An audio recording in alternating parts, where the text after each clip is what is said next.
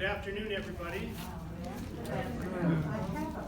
So today we're doing Joseph Stalin. But of course, I have to start off with what I forgot last week. Some of you may have noticed that in the middle of my lecture last week, I kind of got hung up on one of the slides, even more than I normally do. And the reason for that was that slide wasn't supposed to be there. I had another one planned for that spot, and for some reason I just messed up on that one when I was putting these slides together. So what I left out was that once Adolf Hitler came into power, he became the chancellor. He still had one more thing that he really needed to do, and that was to get the powers to become the dictator. And he had a problem. The problem was, in order to get those special powers, he needed a 2/3 majority in the parliament voted in his favor for the special emergency powers that he was to receive. And the Nazis in the parliament were just a bare majority, and nobody else really liked the Nazis, the other parties. They were quite at odds with one another. So that was not going to be a problem for Adolf Hitler, because all he had to do was to arrest enough people to keep them out of the parliament. And so he did. He went after the communists, and he arrested as many communists, parliamentarians, as he could to get the numbers that he needed. And so he got his 2/3 majority and became the dictator. So that's what I left out last week. So Joseph Stalin this week. One is often tempted when talking about monsters of these sorts. Who is more evil, Hitler or Stalin? And to me, it's one of those emotionally tempting things that's very gratifying to look into and to work in your mind. What is more evil? What is the nature of evil? Is it just a numbers game, who killed the most people? Or is it something more into their personalities, the way they killed people? I found myself more frightened by Joseph Stalin than Adolf Hitler, primarily because Hitler was a lot more straightforward in his evil. Even though he was a liar of phenomenal rankings, but basically you knew where you stood with Hitler. He hated the Jews, and he was going to kill them. He hated the Slavic race. He was going to invade Russia and take over and make it a playground for the Germans. That was pretty straightforward evil. You knew what he was going to do in that regard. With Joseph Stalin, you could be his closest ally, his good personal friend, and still be sent to the gulags. There was no guessing as to what Stalin was going to do with virtually anyone. So that's my personal take on him. Just an evil that is a bit more unnerving to me.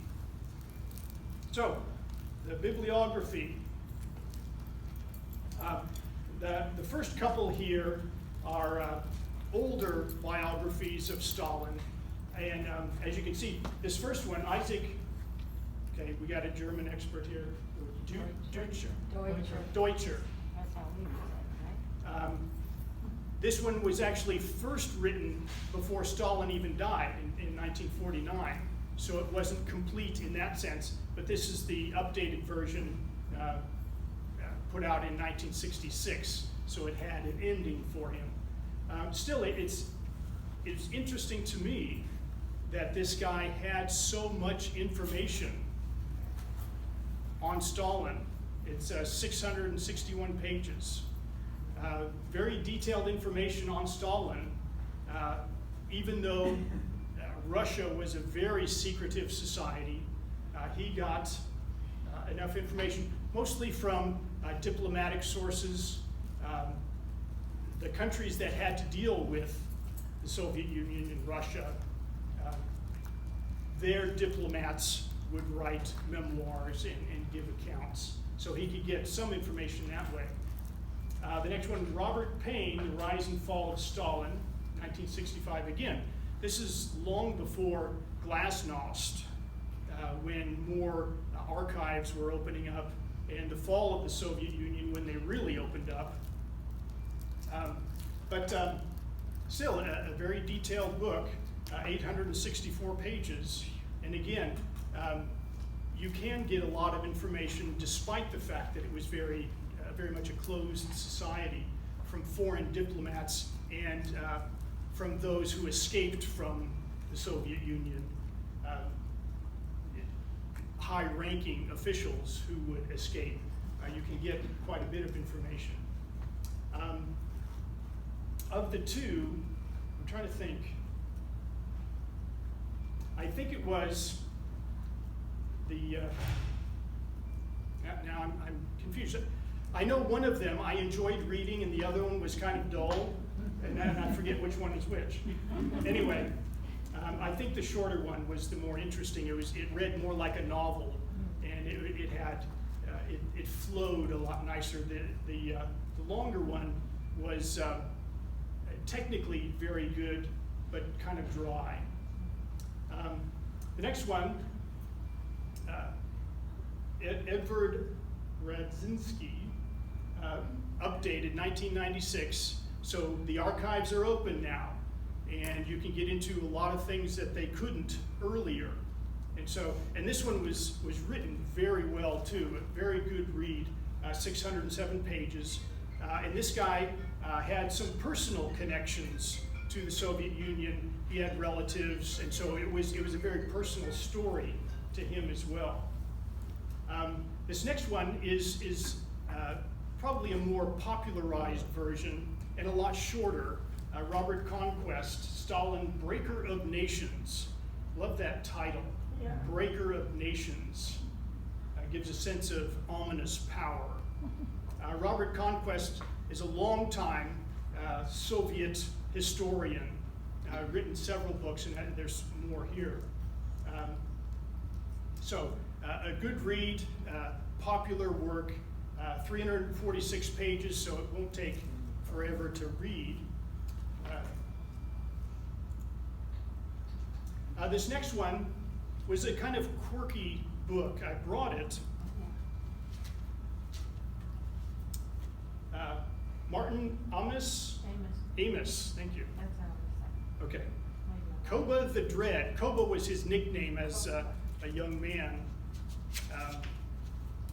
But it's kind of quirky in that he has a lot of personal interjections. It's his own musings about Stalin. He's quite a scholar himself, and he hobnobs with some great Sovietologists, one of which was Robert Conquest. And so it's kind of a personal / historical memoir. So he kind of goes back and forth sometimes talking about how he feels about certain things and how other people have felt about Stalin. And so, but it's a very good read once you figure out where he's going. I was kind of confused the first chapter, but once I got into it, I could see what he was doing. And a very good read, because he brings up a lot of anecdotal things about Stalin that you don't often see, that are absolutely horrific. And then the last two, Robert Conquest, Harvest of Sorrow, of course about the great famines. Oh, thank you, I keep doing that, I skipped one. Khrushchev, as we know, was the successor to Stalin, and he wrote his memoirs, Khrushchev Remembers, which it's valuable, of course, because he was the guy who was there in the last couple years or so of Stalin. He actually was not with Stalin for many years, closely working with him because he had other duties in other areas, probably to his benefit that he was not killed in the purges. So yeah, he did that in 1970, not long before he died, 703 pages. And then Robert Conquest, Harvest of Sorrow, the great famines of the early 1930s. A harrowing book, just frightening that millions of people would starve to death, and mostly on purpose by Stalin, especially in Ukraine. And then, again, Robert Conquest, The Great Terror. And again, just astonishing the horrors that people had to endure through that. And Stalin in the movies. How many of you have seen this one? Robert Duvall played Stalin back in 1992. It was a TV movie. I watched it. I looked it up on YouTube and watched it just so I could tell you about it. And I didn't like it. Robert Duvall is a great actor. I love his work, and he did tolerably well as Stalin. But the whole thing was not, I mean, it was a TV movie, first of all, so it didn't have much production value to it. Like I always complain about movies, they change things that should not be changed, and I don't understand why they do this. There was a number of details that they put in there that happened, but did not happen that way. And so that just drives me nuts when I watch that. And all in all, it just was not very satisfying. The characters really didn't portray themselves as they should have. So we get into Stalin's early years. His name, Joseph, see if I can say this right, Jugashvili. Did I say that right? Sounds good. Okay. He has a middle name that I'm not even going to try to pronounce, but I can do Jugashvili. December 21st, 1878. He was born in Georgia, which is at the time, southern Russia. We know now Georgia is an independent country, and very happy for them. And he spoke Georgian, which is not Russian. He didn't begin to learn Russian until he was 9 or 10. So all of his life, he had that feeling of being an outsider with a thick accent. You might say he had a southern accent. That's kind of an odd thing, you know, he's from Georgia, so he had a southern accent.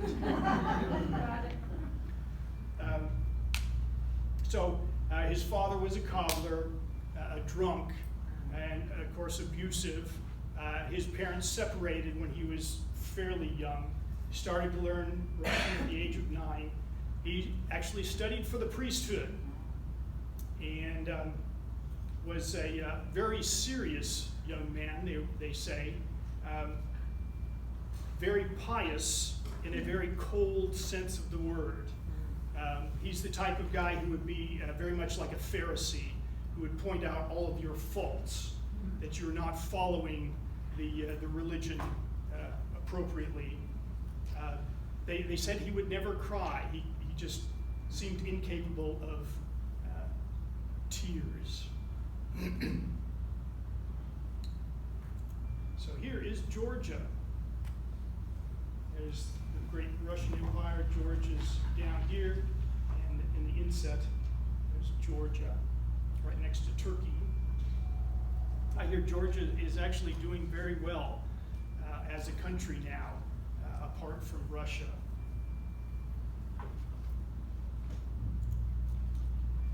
So, as a priest, or as someone who is training for the priesthood, he did not fit in well because he started reading books he was not supposed to read.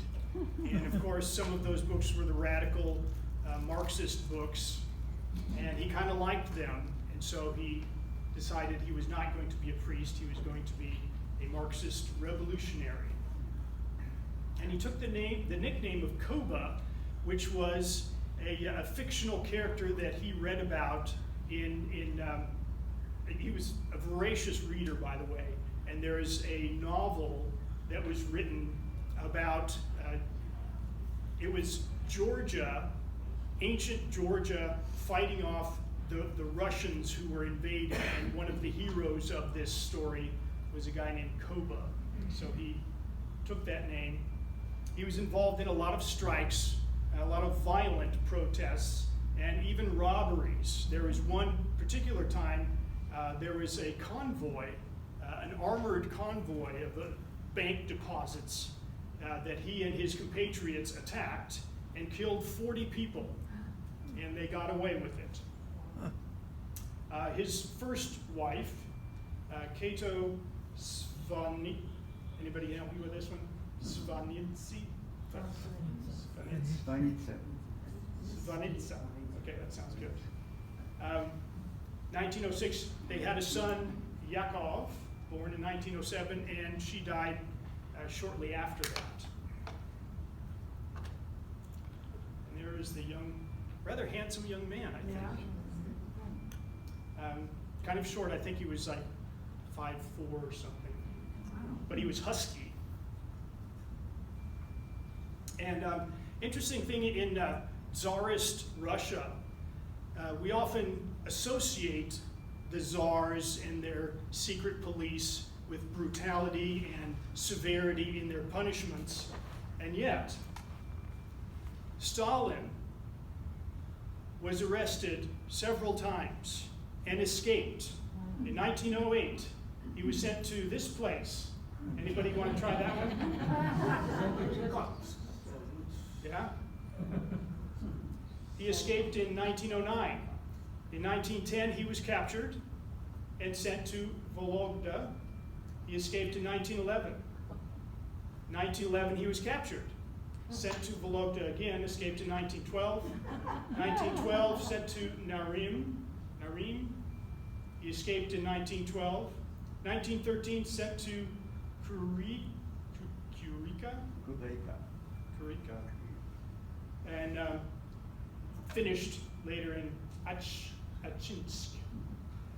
Each time he escaped and was captured, his punishment was to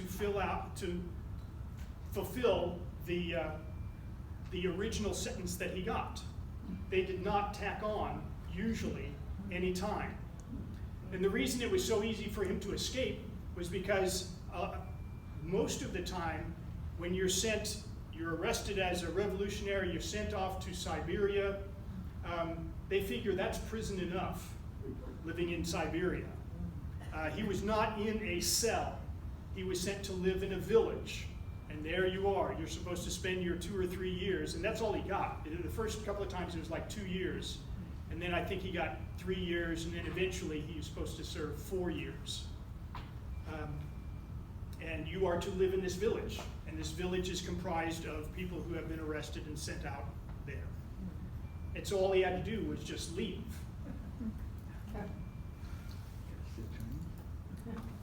So, and then, during all this time, the times that he would come back, he was involved in the Bolshevik movement. He was elected to the Central Committee in 1912. He became the editor of Pravda, writing many articles, and this is where he comes up with the name Stalin, which means, who knows this one? What does Stalin mean? Steel. And so he thought that would be a good pseudonym for this article, and that caught on. Especially since Jugashvili is a bit more difficult to remember. Even Lenin had trouble remembering his last name and kind of liked calling him Stalin instead. And then we have World War I. Beginning in 1914, he was going to be drafted, but he has a crippled arm that he received in an accident as a young boy. He was hit by a cart being pulled by some horses, and it broke his arm, and it never healed exactly right. So he could not join the army. and he finished his exile right in time for the revolution, 1917. The October Revolution, and this is the Red Guard storming the Winter Palace. Stalin, many people wanted to remind him in the following years, was not involved in the storming of the palace. He was not involved in organizing the men to attack and take control. He was in the leadership, but he was not directly involved in that action. And some people will take it to mean that he was not important at the time, which isn't exactly right. He just was not involved in that particular takeover. And then we have the Civil War, 1918 to 1921, give or take. He was given command of the Southern forces. He was the type of commander that said, look, we have more men than they do, so we will just mass our men and go and attack. No strategy needed. And so he was often criticized for wasting lives in that manner. He also fought against the Poles, who had invaded, trying to take advantage at the time, that maybe trying to get revenge too, because Russia had taken over Poland previously. So the Poles are trying to get territory back. So he was sent to attack the Polish armies, and he did, and then he was going to invade, and then they pushed him back. So another thing that Stalin was known for is purging his command. Anybody who did not seem to be as communist as they're supposed to be could be purged, executed, or sent to the gulag, sent to Siberia. They didn't have the gulags quite yet, although they were in the process.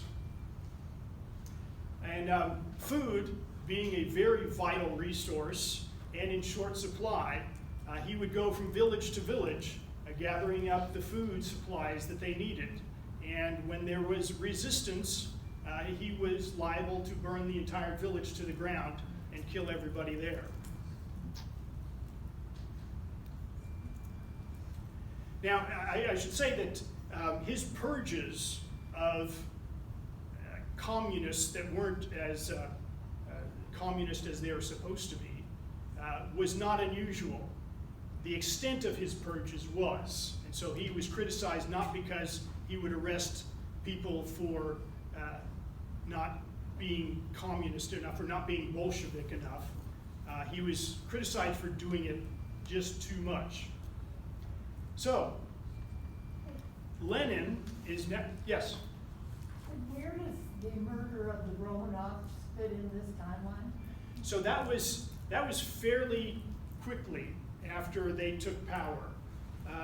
One of the things, honestly, I don't know the timeline when exactly they were executed, but that was something that was pretty much a given that they would do. They did not want anyone being a rallying point for putting them back in power.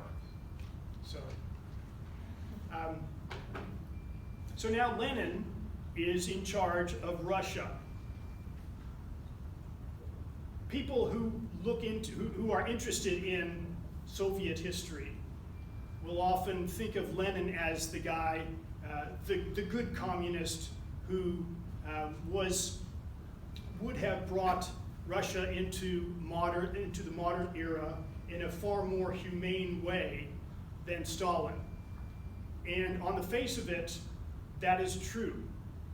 But that's kind of like comparing the man who enjoys beating his wife when he's drunk to the man who enjoys beating his wife whether he's drunk or not.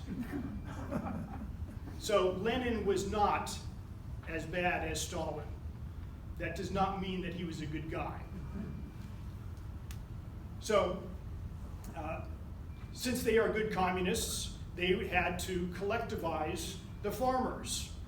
And they thought this is going to be a cinch, right? Because the proletariat, this is what people want. And we will be the utopia on earth once we get everybody organized right. Well, of course, it didn't work out that way. People resisted being collectivized, and there were many riots that broke out, and farmers, surprise, surprise, were not going to grow crops that they had no interest in. And so there was a famine. And Lenin, as Captain Obvious, realized that the revolution could not work like this. Maybe he was going too fast. So he instituted what they called the new economic policy, which was basically, we'll let the farmers grow their crops and reap the benefits of it. The one thing that they did do, though, was to break up the large holdings. And so there were not going to be farmers like serfs working for huge kulak farms. So they broke the land up into smaller holdings so that a lot more farmers could grow their own crops. Lenin created the Cheka, or the secret police, and he orders the building of the first gulags out in Siberia for slave labor camps and for political prisoners. By the way, some of you may have known that Herbert Hoover, the future president of the United States, saved the Soviet Union, or saved Russia at this time. With this big famine, the United States sent Herbert Hoover over with a team of experts and food to distribute to the peasants in Russia, and basically saved the Communist Party from destruction. It's very likely, very possible, I should say, that the Communist Party could have fallen apart with the severity of this famine that Herbert Hoover went over and fixed, helped out. So here is the Cheka. Just wanted to throw that in there as a visual. Secret police, what do? Well, they go around and make sure that there are no spies or foreign agents or revolutionaries who are trying to overthrow the communist regime.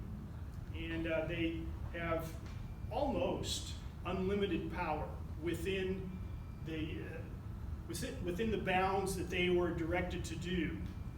As long as they are keeping the rebellions down, keeping the traitors arrested and in prison, there was no oversight.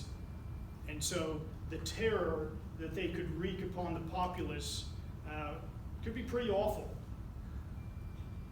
And as you might imagine, some of the upper ranks did as they pleased in various places.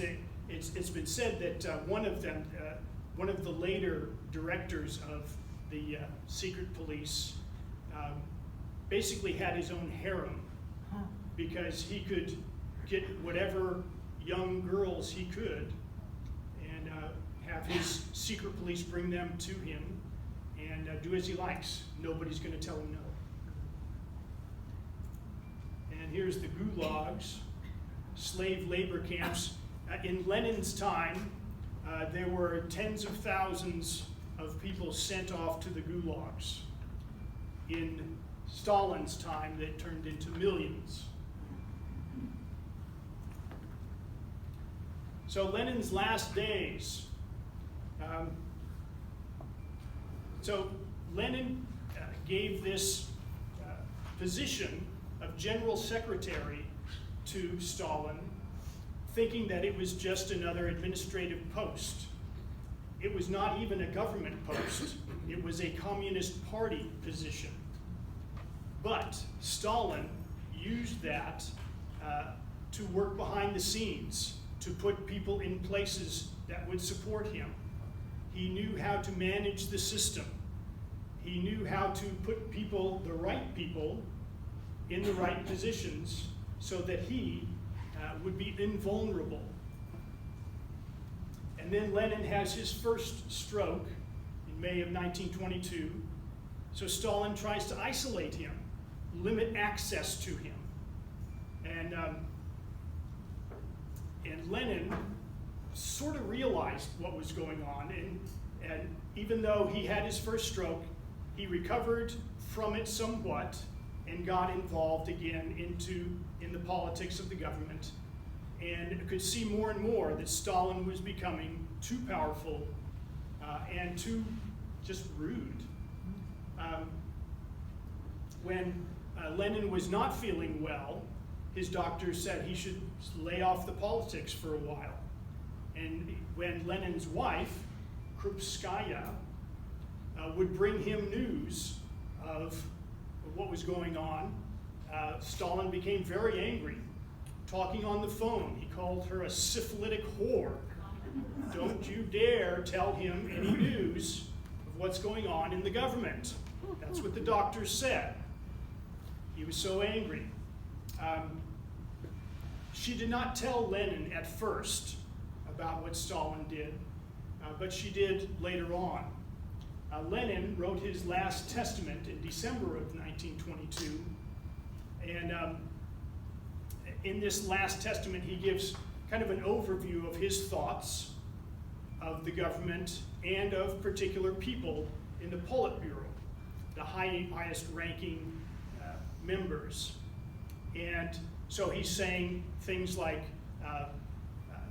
Trotsky, that everybody knows, is one of our most able men. He's a very good administrator. He knows how to work in the government, but he's maybe a little bit too administrative and not enough hands-on people person. And Stalin, another, next to Trotsky, one of our most capable men, very decisive, very good administrative skills, but he's just too rude. And we should think of some way of removing him. And so Lenin knew that this was not something that was going to be easy. He couldn't just say, okay, Stalin, you're done, you're fired. He had to manipulate. He needed to work the system and get people ready for his demotion. And just when he was going to do that, he had his second stroke in March of 1923 and becomes completely incapacitated, could no longer speak.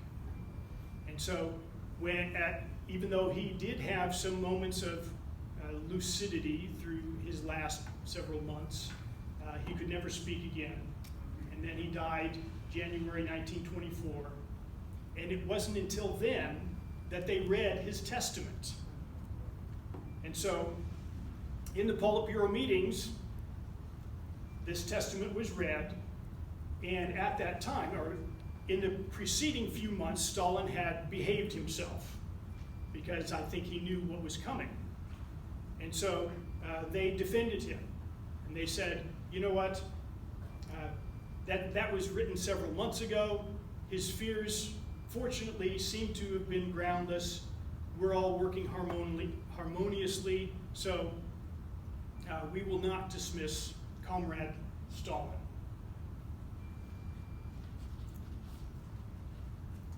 Here's Lenin's tomb. His embalmers did a fantastic job, and he was kept very well preserved for many, many years.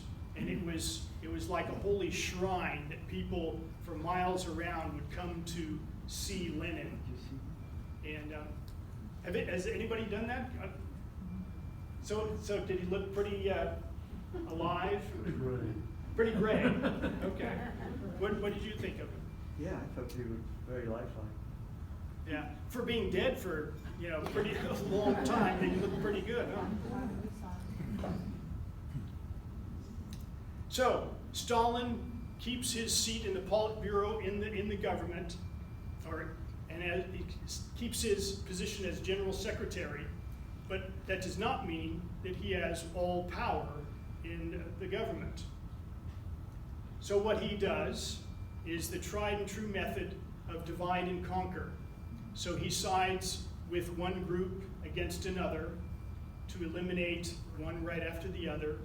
and then he sides with the opposite side to eliminate the other side. So some of the big names at the time, Kamenev, Zinoviev, and Bukharin, first he was working with them to isolate and get rid of Trotsky, because Trotsky was really the big name that everybody assumed was going to be the successor to Lenin. Trotsky, as war commissar, had a good amount of power and could have taken charge if he wanted to. But he was a good communist and wanted to work with everybody else in the government, even though he knew after a while that Stalin was after him. And so one of the things that everybody will say about Stalin is that however evil he was patient.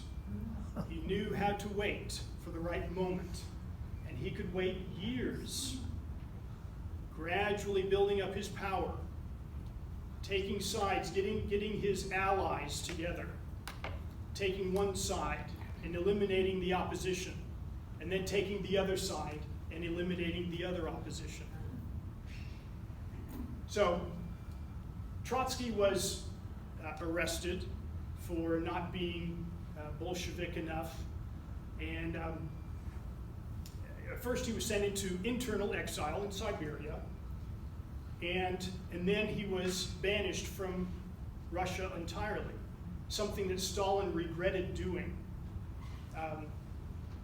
He realized after the fact, Trotsky was a very highly intelligent man who could write voraciously, and he did. Once he was exiled and free from the censors in Russia, he wrote against Stalin and what was going on.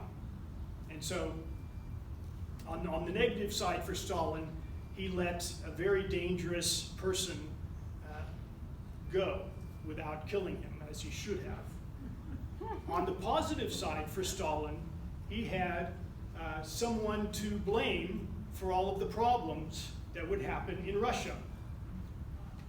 Anybody he wanted to eliminate, he could just say, "You're a Trotskyist. Obviously, you're in contact with Trotsky, and he is giving you orders to sabotage the government." And he did that with hundreds, if not thousands, of his compatriots. So, yeah, it took him 6 years from the time that Lenin was incapacitated to the time that he gained real power, from 1923 to 1929. Here's Leon Trotsky. I was listening to a lecture, or a kind of somewhat of a debate a while back on Trotsky and the meaning of Trotsky and what kind of man he was. And the debate was kind of between two different scholars. And the question was Trotsky a good guy or a bad guy? And the historian who had written on Trotsky would say, you know, he was a very talented man, but he was bent on some very evil plans. The other guy would say, essentially he wasn't going to say whether he was a good guy or a bad guy, but he said he's the only one in the Soviet government that question is a valid one.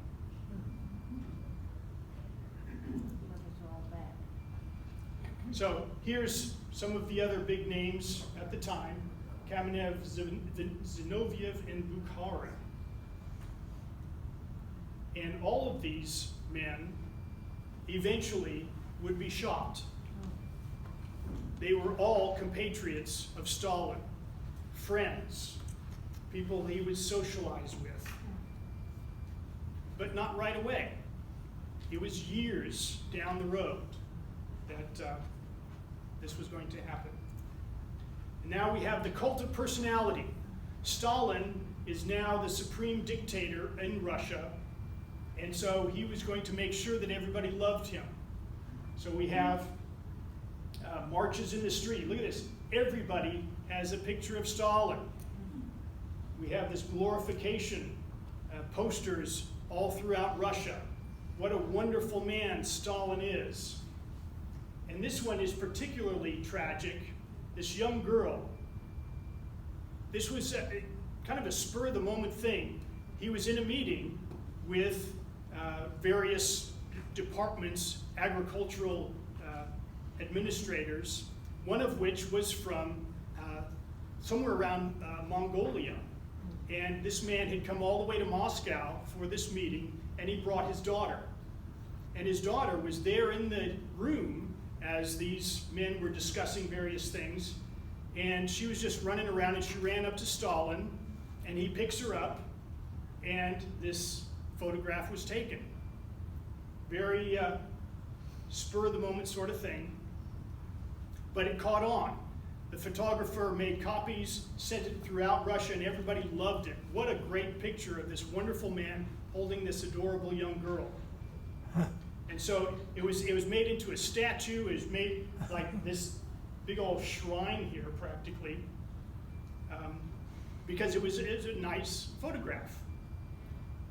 Not long after this young girl went back to her home near Mongolia, she was a star in school. She got preferential treatment. Everybody thought this was wonderful, right up until the time her father was arrested for being a Japanese spy. Who knows? Certainly there was probably nothing to it, because many people at that time were being accused of being spies of one sort or another. But her father was arrested, sent to the gulags, and shot. Her mother, who tried to protect her father, went to the local magistrates pleading for his life, was also arrested and later shot. And so this poor girl, and one of the crazy things about Soviet society, you are guilty by association. And guess who is associating with an enemy of the people? Stalin himself. Look at this photograph. Nobody can deny that, right? Well, they can deny it. Because all of a sudden, this girl in the photograph has a different name. They knew they couldn't recall all of those pictures, but they realized Stalin is holding an enemy of the people. And that doesn't look good. So we are going to make this a different child. And they did.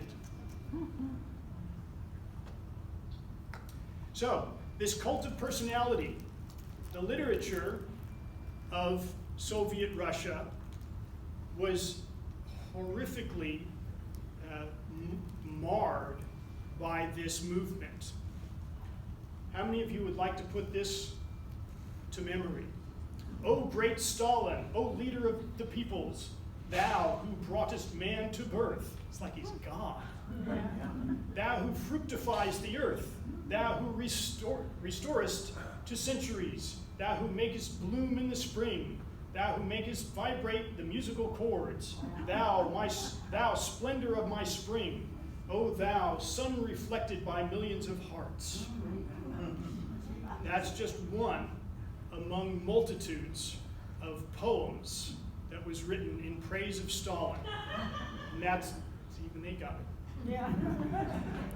And that's not including all of the stories. The literature was filled with Stalin's heroic deeds, working with the great Lenin. And they all kind of go like that he's the greatest genius of all time, that he's the most wonderful and kind person. It's really sickening. And then we have the change of history. If someone someone's in a picture that they do not like, they simply remove him from this history.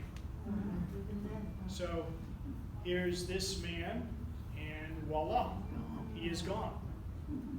So if you don't like someone associated or standing next to you, someone who has since become an enemy of the people, you have to get rid of them in the photographs as well.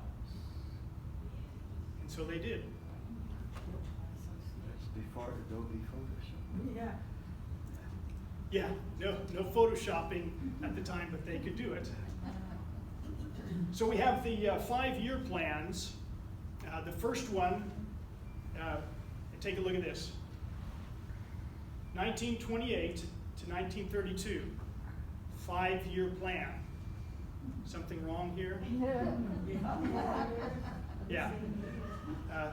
They were so successful with their 5-year plan that all of their goals were met almost a year early. Wow. So he said, we have completed all of the goals that we set out to do.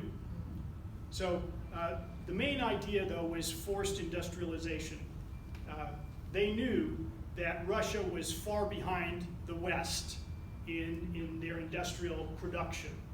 And so this is what they were going to set out to do.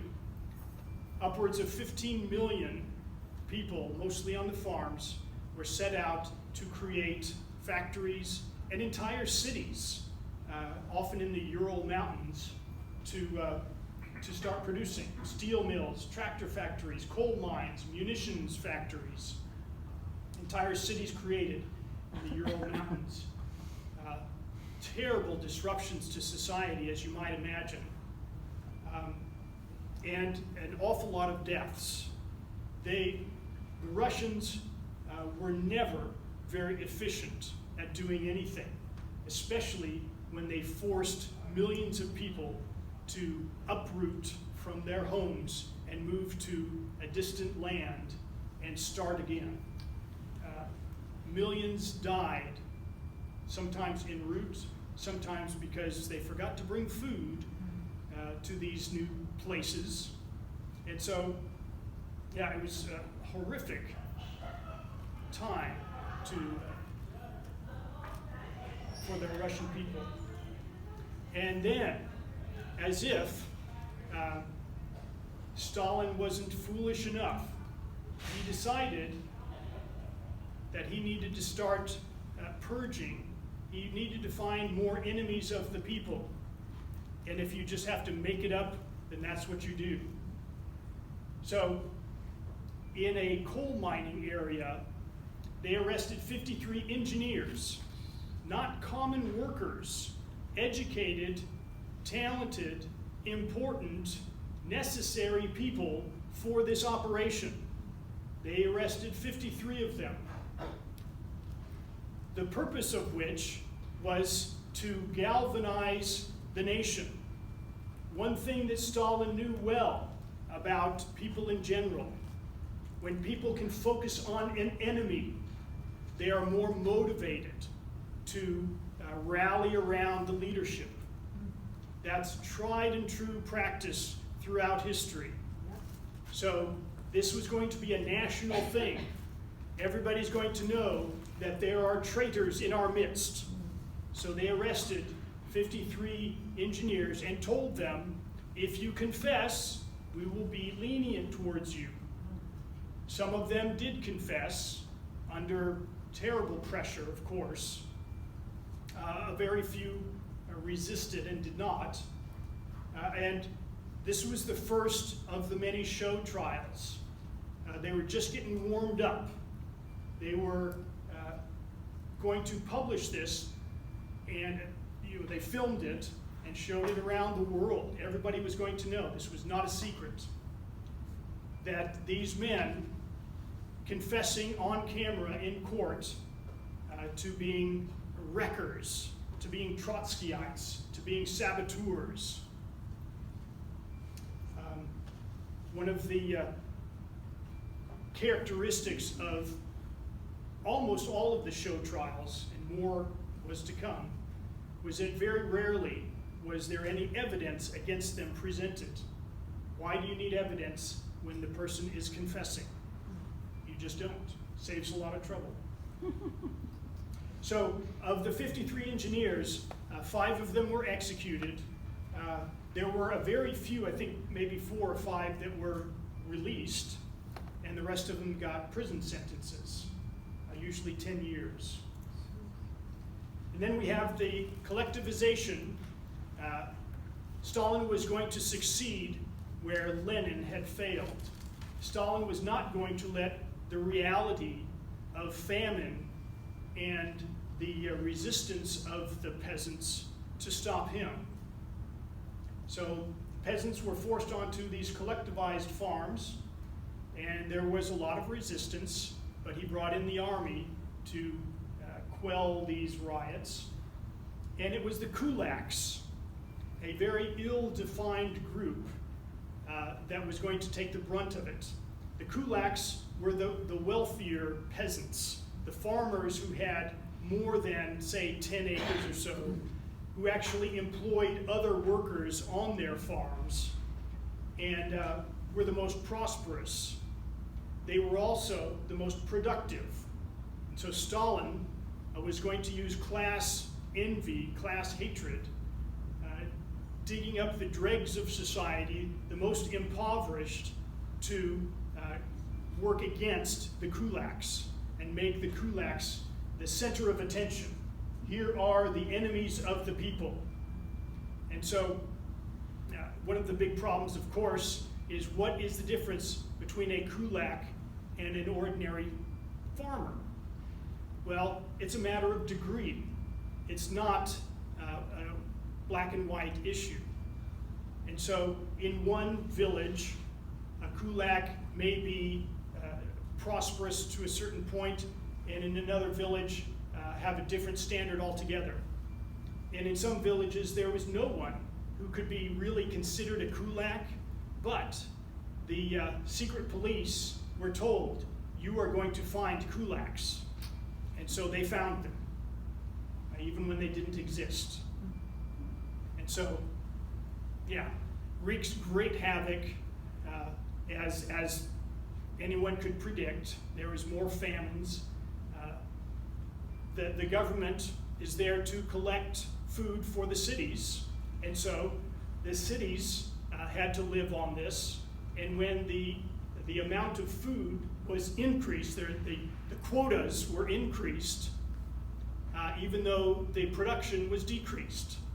So again, mass starvations. And in this forced collectivization, of course, millions were collected up and sent off to the gulags, and often died on the way or died once they got there. Some of them were just shot.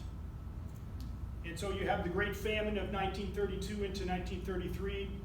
The quotas of grain increase while production decreases.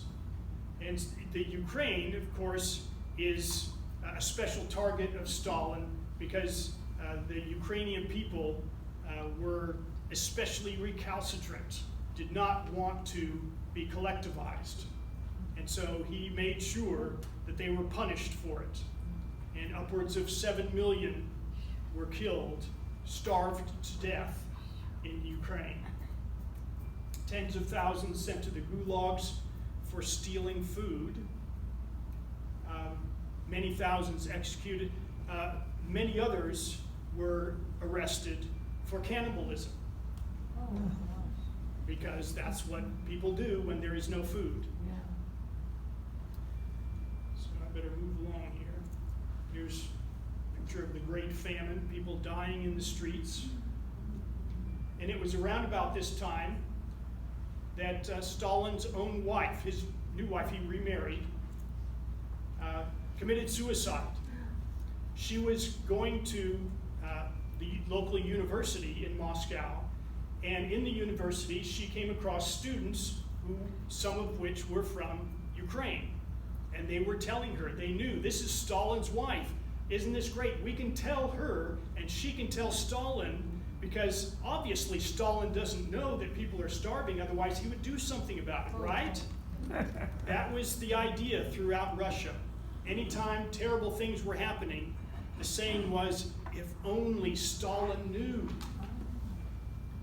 And so she told her husband about this, so he promptly set the secret police out to arrest the students and purged the students in that university. And And eventually she just couldn't take it anymore. He was not a very nice husband to begin with. He could be very abusive. And after one particular evening of out on the town, they were at a performance of some sort. He insults her, they're arguing back and forth. He has a cigarette and he puts it out on her, and she runs out. She goes home and shoots herself. And Stalin, of course, is very embarrassed. At the funeral, he was said to have say, she died an enemy. And that was kind of bitter to him. And then we have the Great Terror. To me, it seems like a suicide attempt for an entire country to go through this, one horrific ordeal after another. So now we get into the show trials for the upper echelons of the Soviet government. Hundreds of thousands of people are being arrested. A select few are given these show trials, mainly to show to the world that we are not just barbarians killing people. We are going about this in the right way. We put them on trial.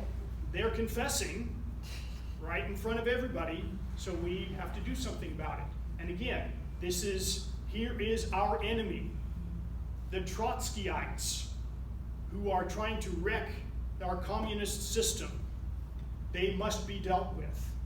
And so, just one right after the other, all of Stalin's close associates from the old days are rounded up, along with hundreds and hundreds of other government officials, and put on these show trials.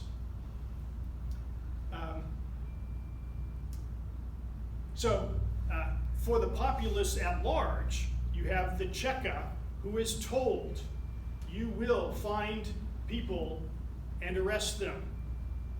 The people are told, you need to root out all of the anti-communists, the Trotskyites, the saboteurs, and you will be rewarded. You will be seen as heroes if you do this. And some people, sometimes just to settle scores with their neighbors, would inform on others, make accusations, and the arrests would come. It was a horrific ordeal, this Great Terror, for 2 or 3 years, because in virtually every city, every village in Russia, people knew that when you went to sleep at night, the secret police at any time could knock on your door, come in and take you away. Because it happened in every city, in every village. And sometimes you'd listen. Your neighbors are being taken away. Somebody is being shot right now, right across the street. Sometimes they would scream, sometimes they would go quietly, but everybody experienced it at one level or another. This was the Great Terror. And I really cannot imagine living like that, knowing that at any time you would get a knock on the door at 2 o'clock in the morning, and they were coming to take maybe your husband away, maybe the whole family, maybe one of your children. You just didn't know. And there was no recourse.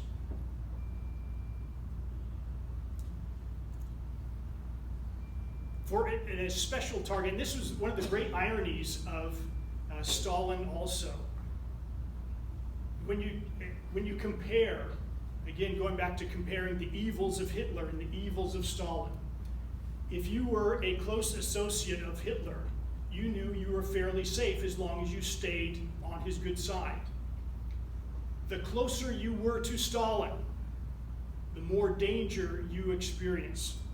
You were probably, if you were one of the old guard, one of the originals, one of the great heroes of the revolution, you were certainly going to be tracked down and you were going to be shot.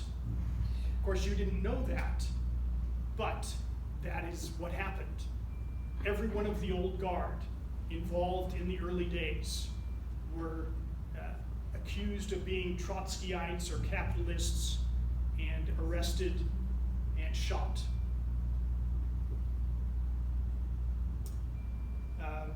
The central committees, like the Congress, probably 2/3 of them were purged, arrested, or shot.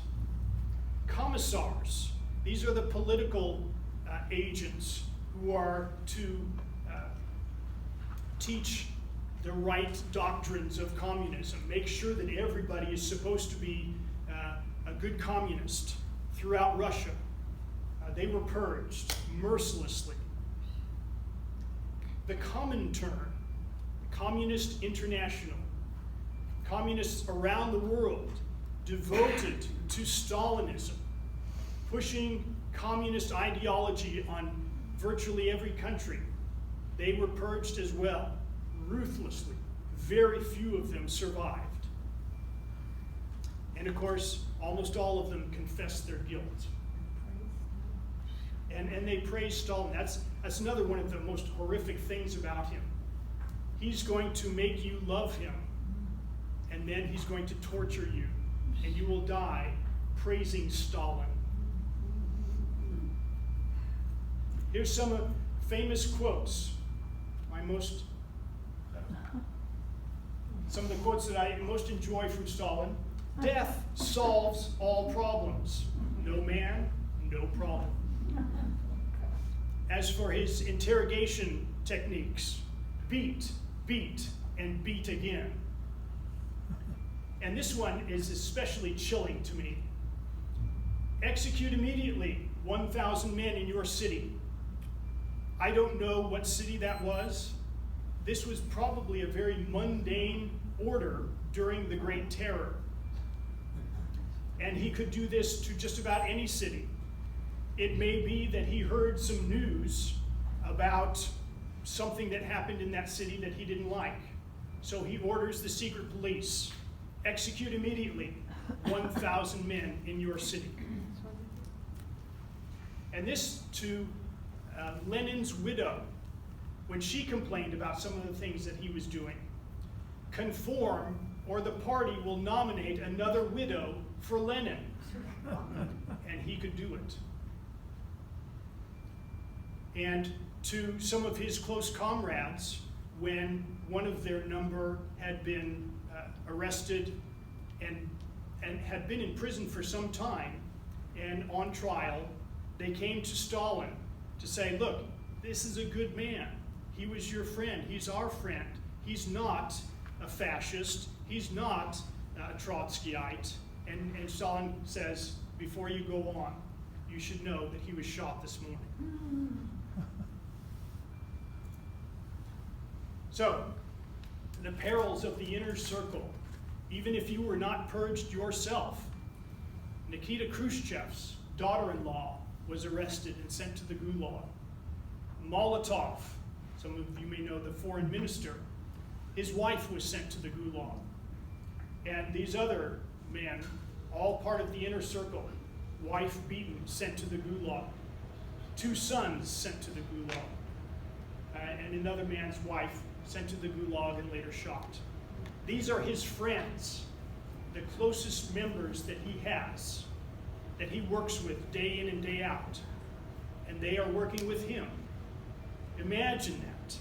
Your wife has just been arrested and sent to the gulags, and you are still working with this man that you must worship.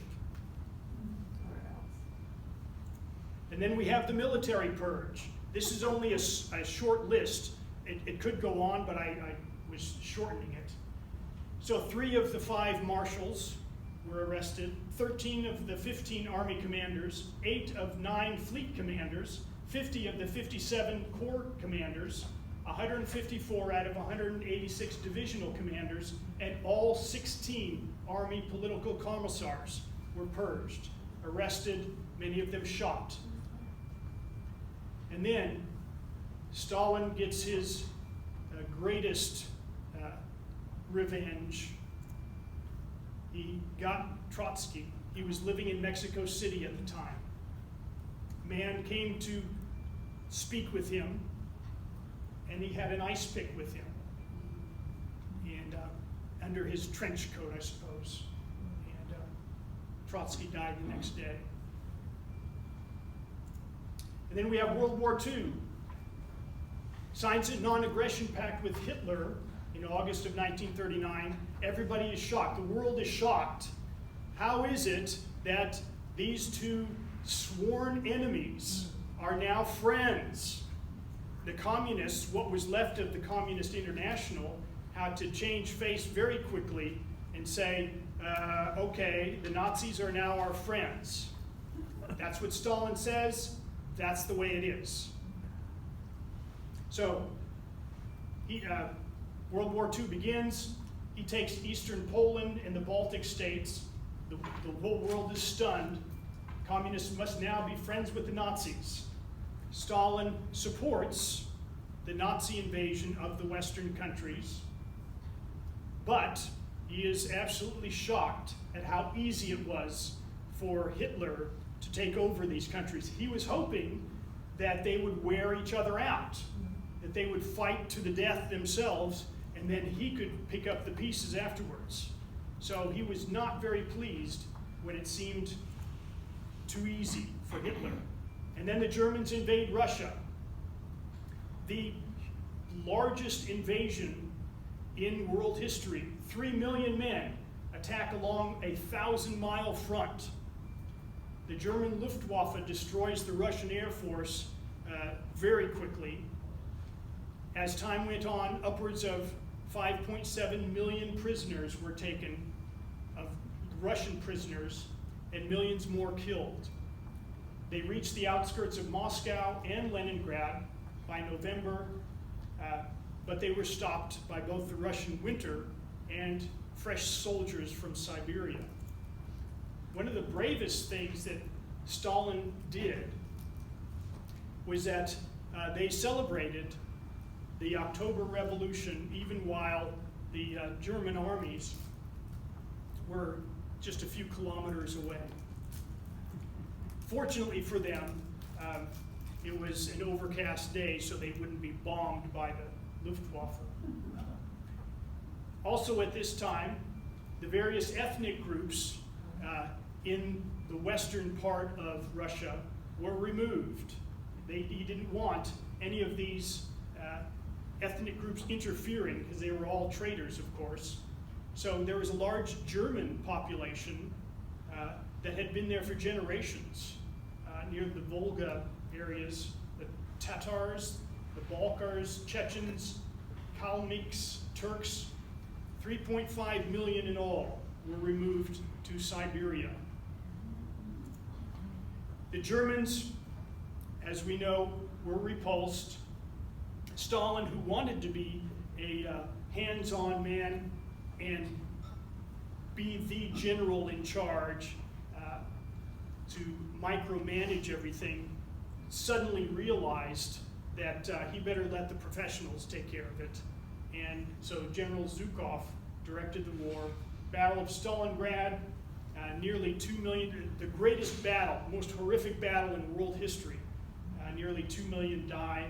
The Battle of Kursk is the largest tank battle in history. The Germans lose something like 500 tanks. The Russians lose something like 1,500 tanks. But the Russians could replace it because they have America. The United States is providing material for them. And then finally there's the Battle of Berlin. And Stalin says, you know what? Now that it's almost finished, I'm going to take charge again. What I really like are mass attacks. And so 250,000 Russian soldiers died in this last battle. It's just mind-boggling. And then we have post-war Russia, a great feeling of hope. Everybody's very proud of their great accomplishment in defeating the Germans. Surely, now, things will be better. How could it be otherwise? And then a new wave of repression starts again. Returning Russian prisoners of war are treated as traitors. You should have fought to the death. You should not have been captured. Of course, it was a little bit embarrassing because Stalin's own son was captured himself. And they offered to trade him. And Stalin said, he's no son of mine. He was, the poor guy was very distraught and tried to escape. In a very vain attempt, he just ran at the wire. He knew he was committing suicide, and they shot him. So even the soldiers who had any kind of Western contact, if they were in Germany, even Hungary, Bulgaria, Poland, all of these countries had better living standards than the Russians. And so all of these returning soldiers were suspect to being traitors. Then we have the Zhdanov affair. In Leningrad, you have a popular leader. He died of natural causes, but he has a following. And so other people in the government knew that, we don't like these people. So we're going to start accusing them. This Zhdanov guy was a big name, and he was a possible successor to Stalin. And maybe for that reason, his followers were suspect. And so thousands of administrative communists were arrested, sent to the gulags, often executed. And then we have the final plot, the final plan that Stalin was going to institute. Stalin never liked Jewish people, even in the Politburo there was several Jewish people in the government, very loyal communists, but being a good Russian, even though he was a Georgian, he didn't like Jews. He had a daughter who once wanted to date a Jewish man, and he absolutely forbade it. So anyway, so there's a doctor, the guy who is treating Zhdanov, who eventually died. Well, he's a Jewish doctor, and so we're going to accuse him of murder. One other thing, the state of Israel, that Russia had recognized, one of the first countries, if not the first country, to recognize the state of Israel was Russia, Soviet Union. More as just a PR thing. But anyway, he was out to get the Jews. And so there were an awful lot of Jewish doctors in Russia, and they start getting accused. And he develops this plan that he's going to ship all the Jews to Siberia. Fortunately, Stalin died. He had a massive cerebral hemorrhage on March 2nd, 1953. He was in and out of consciousness till March 5th, and then he died. The doctors are now released from prison. Nobody else is in any way interested in shipping all the Jews out to Siberia. And as a fitting funeral for Stalin, hundreds of thousands, and by the way, again, Stalin is a popular figure. For years, decades, we have been told that Stalin is this most wonderful man who ever lived, and people believed it. And time again, when bad things were happening, if only Stalin would know, if we could just tell Stalin, he would fix these things. That's what people believed. And so when he died, there was tremendous amount of grief among the people. 500 people, give or take, were crushed to death in the crowds that wanted to attend this funeral. And there's the funeral procession. And again, I'm a little bit over, but not too bad. Yes? I wonder how many in this room remember when he died, because I was 10 years old when he died, and I remember my mom coming into the dining room and said, Stalin is dead. So do you remember if that was like ding dong, the witch is dead sort of thing? Or Yes. So that was a great thing, yeah. He was, but how many other people remember when he died? guys, where were you when Stalin died? Yes? Were there any documented assassinations attempted on Stalin? Not that I have read about. There were people who, in the upper echelons knew that something should be done, but to my knowledge, there was no assassination attempt. He was so thorough in the way he conducted his purges. By the time, of course, he's absolutely paranoid, and he expected everybody to be against him. And especially during World War II, when the Germans first invaded, he was just flabbergasted. It shocked him tremendously.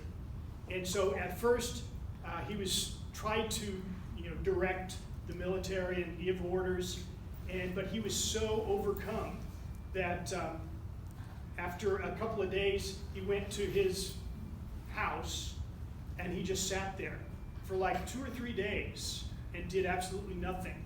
And people were wondering, what the heck happened to Stalin? So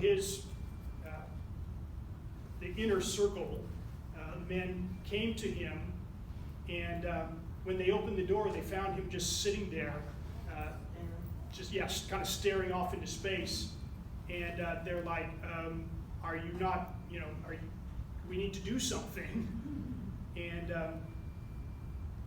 they said, we would like you to take charge. We're going to develop a commission to meet together to deal with this crisis, and we want you at the head of this group. And he looks up and says, okay. and so what historians will often say is that he appeared like a man who was expecting to be arrested. Yes? The Soviet Union was on daylight saving time all year round for many years, and the way I understand the story is that this is to show how afraid people were of Stalin. He forgot one fall to go back to standard time, and no one would dare mention that he forgot. Oh yeah. If he mispronounced your name, people would stick to that pronunciation, not wanting to offend Stalin, because Stalin doesn't ever mispronounce anything. Yes? When Hoover went over with the food to save the starving Russians, what capacity did he go over in? I don't know. It was official from the United States. I don't know his official title, but he was in charge of that mission. It was before he was president. Oh, yes. This was 1920, 1921. Yeah. He had a mission like that in Northern Europe. Right. After World War II, after he was In president. World War I. Okay. Yeah, that's right. He helped in Belgium, I believe, was kind of the focus. He is developed. Yeah. But Truman also appointed him after World War II to kind of do the same thing. The thing that he did best, much better than being president. Yeah.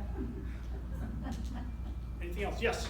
On the, right after Stalin died, for example, in Hungary, where they had slave labor, as soon as he died, the slave labor came to an end, and probably in other satellite countries too. Yeah. Well, even in Soviet Union itself, a lot of things changed fairly quickly.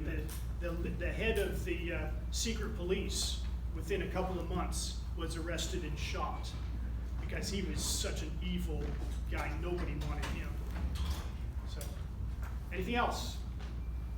All right, so next week will be Chinese history, and then after that will be Mao Zedong.